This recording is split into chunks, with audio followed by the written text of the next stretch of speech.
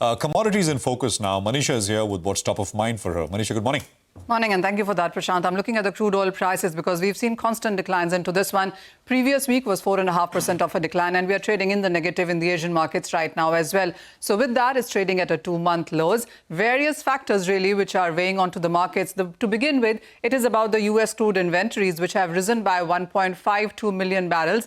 This is as per the API data, which is weighing onto the markets. The second point really is the EIA numbers, which say that the US crude oil output will peak at record 13.4 million barrels per day in 2025, and 2026 the output is going to be lower than these numbers. The other point is from the OPEC report, which says that they are leaving the demand unchanged, but 2026 they expect the demand to gain up anywhere between 1 to 1.4 million barrels per day.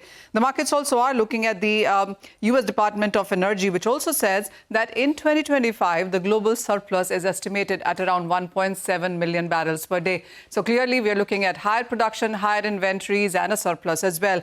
And then you also have optimism around the US and Russia meeting, which is on 15th of August. In the meanwhile, while there are not going to be any sanctions on Russia, we already have seen US imposing higher tariffs on buyers of Russian oil. That is something that the markets hopes will perhaps be corrected going forward.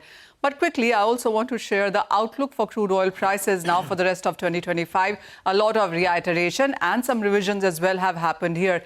UBS talks about 62. Remember, we're trading at around $66 to $67 a barrel right now. Not too many banks and brokerages believe that the crude oil prices will gain on from here on.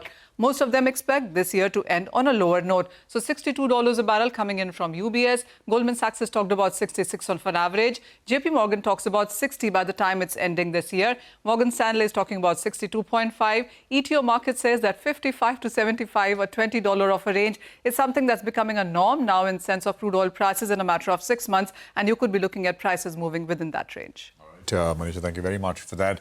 Commodities in focus there. We're going to